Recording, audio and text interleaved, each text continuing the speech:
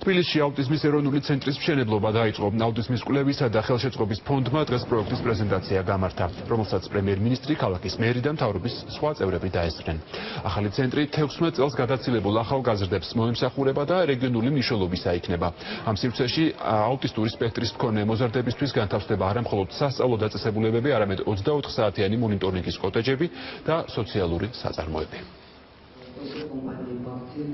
დარწმუნებული ვარ, რომ აუტიზმის ეროვნული ცენტრი მნიშვნელოვნად გააუმჯობესებს აუტისტური სპექტრის მქონე ადამიანების ცხოვრებას და მათ ინტეგრაციას საზოგადოებაში. კერძო სექტორის წარმომადგენლებს, რომლებიც აქტიურად არიან ჩართული ამ ეროვნულ საქმეში მე ვიტყოდი და ამავე დროს მინდა მოუწოდო სხვა კომპანიებსაც, სხვა ქართულ მეწარმეებსაც, რომ მეგობრებო, უფრო მეტად უნდა ვიაქტიუროთ ამ მიმართულებით. დღეს უკვე 7-ჯერ არის გაზრდილი საფინანსება ამ მიმართულებით.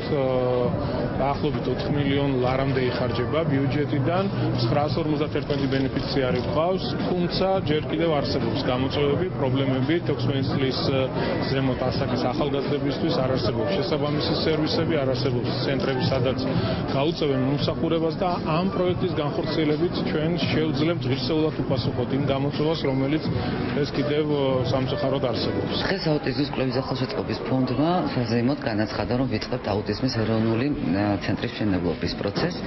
ეს არის რეგიონალური მასშტაბის პროექტი, არ არის მხოლოდ ეროვნული მასშტაბის, რადგან მისი შემადგენელით და ფუნქციებით ამ პროექტს რეგიონში ანალოგი არ აქვს.